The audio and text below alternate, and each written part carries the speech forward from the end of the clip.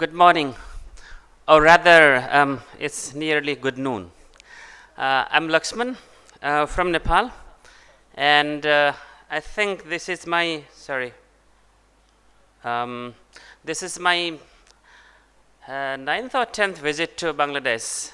I have been here mostly to the conferences, and I work with English teachers in my country, and I travel and then give sessions for the English language teachers in and outside the country.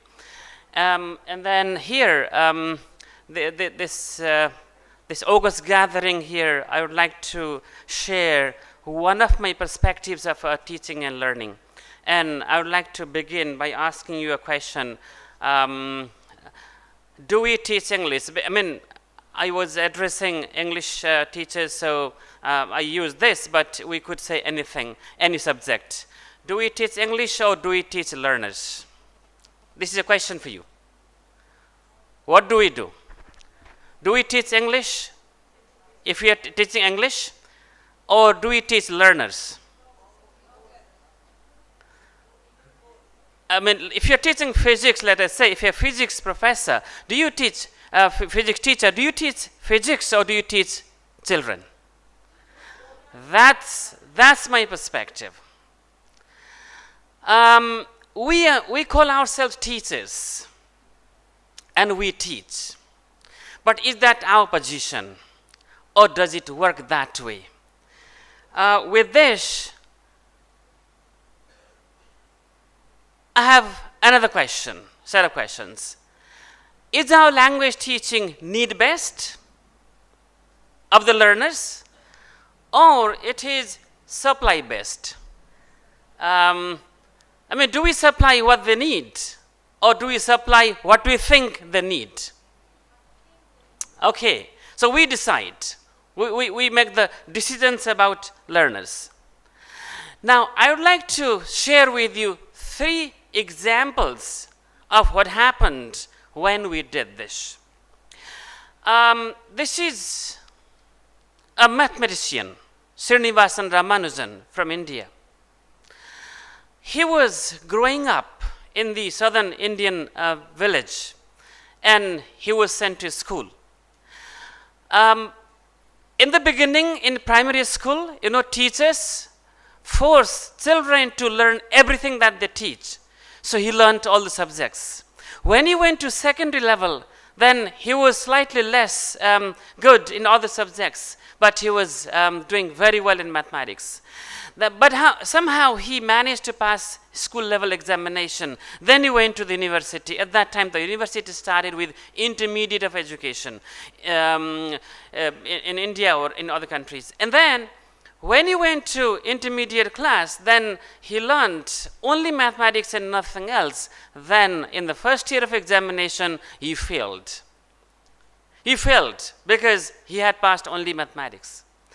But what he used to do was, he used to practice mathematics every time on anything. And any maths book that was around him, he could just solve. But solving was an old story. What he did was, he created problems and he solved them. He created formula and he solved them. And then sometimes he did not write the process in between, simply the formula and then the solution at the end. That's what he did. So when he failed in the first year, he was advised not to go to the second year because he was not going to pass anyway. Then by this time his father had passed away, and he was living with his mother, and he was already married. So people said, you need to work. Then he started working in a British East India company as a clerk. And at that time, clerks did not have much work. So whatever he did not take much time. Then when he was free, if he found a small, scrap paper or anything, other side not written, then he thought of some problem and then solved it. Then one British person saw it. And then he said, why don't you go to England and learn mathematics from professors? A village boy who is working as a clerk couldn't afford to go to England. But he wrote to professors, one after the other, and finally, I believe it's G.S. Hardy, who wrote back sending him the ticket and money and all the guidance to go to England. And he went to England and he lived with him for 1 year. Then he showed what he could in mathematics. And this is one of the things that has become historical. One day Srinivasan Ramanujan and his professor were traveling, and they took a taxi, and the professor saw this number 7029, and he said, "Oh, what a lousy number." And Ramanujan just quickly said, no, not a lousy number. It's an interesting number. Why? Because the cube of this and then the other one, I can't read this mathematically, okay, is the same. So 1 cube plus 12 cube equals 9 cube plus 10 cube. So this is what he instantly thought. But because he had some health problems, he came back and died very young, at the age of 32. But he has left a legacy of nearly 4,000 formula in the history. Now, this is one issue that we have created in the history of education. That is, we fail geniuses. Our schools fail geniuses, and then they never realize them. And there is this Hindu god, Hanuman. Hanuman was a monkey god. Okay, when he was born, he was a very powerful monkey. He could do anything. He could lift anything. He could jump as high as he liked. And then he was very naughty, wanted to play with things. Then one day he wanted to play with some ball. There was no ball around. And he saw a little yellow ball up there in the sky. And he thought, I'll go and get it. He started going there. And gods thought, if he goes and gets the ball, then the creation will stop because the sun will disappear. Then they cursed him as he was flying up, and he came down like an ordinary monkey. Then later the gods had a meeting, and they said, we need this monkey, powerful monkey, sometimes to fight demons. So they amended the curse. They said, Hanuman will be powerful once reminded for one time, and then he will forget. That's why when in the story, many of you perhaps are familiar, when there was this fight and then Sita was abducted, then he had to fly across the ocean. They asked him to fly, and they said, Hanuman, you can do. So he went. And then he also brought a mountain because he couldn't recognize which plant was the medicine. But after that, he forgot. Means he has that tendency of forgetting that he is powerful. And in our classrooms, we've got Hanumans who need to be constantly reminded that they are powerful, they are geniuses. But what we do, we tell them, you are stupid. That is another thing we educators do in the classroom. And here is another perspective. In Hindu mythology, there is Lord Krishna and there is Arjuna. One is the this charioteer. Lord Krishna acts that way. And in this, what happens? There's a family. To two sides of the family, they have a war. Kaurav and Pandav, they have a war. But before the war starts, then Arjuna, one of the main commanders of the war, he goes to the middle and looks on either side, and then he sees both sides there are his relatives. So he decides not to fight and tells Krishna, I will not fight. And Krishna starts preaching him why he should fight. Then there are 18 chapters. Krishna goes on explaining, discussing and then counseling him. And when he comes to the 11th chapter, then Arjuna says, I don't understand anything you are saying. And Lord Krishna thinks for a while, and what he does, he opens his mouth and shows the whole universe in his mouth. Then Arjuna sees that. After seeing that, then he starts understanding. At the end, he says, yes, I understand. Now I'm going to fight because I have to. Means, for 11 chapters, Arjuna heard. He did not understand. In the 12th chapter, he saw, then he understood. There is a difference between listening and seeing, auditory and visual. So we have Arjunas in our classrooms. We have, Hanumans in our classrooms. We have got Ramanujans in our classrooms. And we have Vim, another. This is a real story I experienced in my life. I was a young teacher, I had hired a room with a family, and they used to also feed me. And there was a student who was also living in the same house, and we used to eat together, go to school together. I used to teach English, and he was in grade 8. But him was notoriously famous, let us say, I don't know how to use the word, in the school, that he knew nothing. He was stupid. His mind was blank. That's what the teacher said. And one day, a geography teacher gave him this homework. He had to come back tomorrow, and tell the teacher what happens. Like, does the sun go around the earth, or does the earth go around the sun? In the evening, him started, memorizing. The earth goes round the sun. The earth goes round the sun. He was, walking around in the room and then memorizing the answer. And tomorrow he went to the class, and the teacher wanted to ask him first. Then he stood, looked blank, and then he couldn't answer. And then he failed examination later. Then his family said, come back home. The family was not very poor. Then the father thought, what shall I do with my son? Because he understands nothing. He fails all the subjects. Then he thought, maybe he might do something. He might, be a bus conductor and collect money from passengers. So he bought a bus and made his son the conductor. And that was it. I forgot him. I had my own story. But after 2 years, I was traveling from one city of Butwal to another city called Tansen. And then on the way, I stopped the bus, and I boarded it, and inside there was him. And I started asking him. He was telling me, very polite, but very bright he looked. Then he told me that after his father had bought the bus, the first bus, he had made some money, and with that some money, he had bought this bus with his own profit. Now, my question, was he stupid? What did my school do to him? We branded him as a stupid person.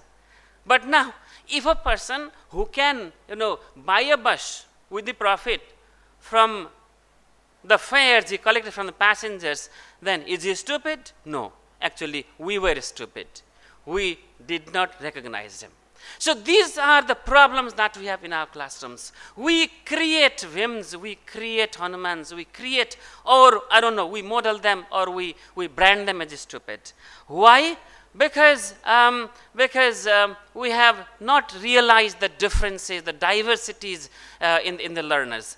And we have proudly said this. In the US, the government said no child left behind. But how many children are left behind, we need to count. And UN says, recognize the right of the child to the education. But how many children in the world are devoid of education? Not because they don't come to school, but because the teachers don't give them education, because they misunderstand children. And then in our part of the world, we have this slogan called education for all, but this all doesn't include all children, actually. And then it's very painful. So, because children are different, they have a different attentive span. Some are, quickly disturbed, and some are not. Some are interested in something, like Ramanujan was interested only in mathematics, nothing else. Some are motivated, others are not. Some have very fast speed of learning, and others not. And some feel mature early age, and others do not mature until late. They have different learning styles. They have different physiological needs. I work for a university, and we have a very strong education department. And sometimes I question, my dean. If a student without legs come to our university, are you going to admit, or are you going to say no? My university is virtually saying no to a student who has no legs, who has no eyes, who cannot hear. What are we doing? Do we say no child left behind, no student left behind? Are we following our words? And do we say education for all? If my university that boasts of, good education doesn't allow everyone to come in, then, what about the systems where we already question? And then intelligences, Howard Gardner's ideas. Now we know multiple intelligence. People are intelligent in many different ways. Like Ramanujan was very intelligent in mathematics and nothing else. What we did, we branded him stupid, not realizing who he was. And some students have very good knowledge about the world current affairs, and others are limited to their own world. So we now will brand them in different ways. So then, I'm not going to take too much time. I mean, just one example I would like to give you, how we can then, I mean, what to do. The question I'm raising is, if we are not able to teach children the way they learn, then we are making education supply-based. But what we need to do is, we need to make it need-based, want-based, desire-based, intelligence-based. Then what can we do, actually, is we need to know the learner. We need to know who the learner is, what the learner type is. Then only perhaps we can teach them to the fullest, realization of the potentials that they bring with them. Just like one is, there are multiple techniques of finding who the learners, what type of learners there are. One is identify their learning styles. I was a student of history and English in my bachelor's. In history, what happens? The teachers teach you dates of birth, and deaths, wars, weapons, kings, queens, princes, borders, and all this. Then you have to memorize all of them. And I had no mind for memorizing like that. So I did not know what to do for the examination. And somehow, I don't know, somebody had left one tape recorder with that, this reel in my room. And then out of curiosity, I read out my notes the teacher had given onto the tape. And then later I played. When I played back, then I remembered everything. I mean, most of the things, most of the facts. Then I thought, oh, perhaps I can understand if I hear. After that, if I had a problem in understanding anything, then I found my colleagues, I went to the teacher, I asked them questions. Then, as they explained, then I was fine, ready for the examination. But if I sat down with a book and read, then very little went into my head. So I was that kind of learner. So I found myself, but not everybody, will be discovering themselves like that.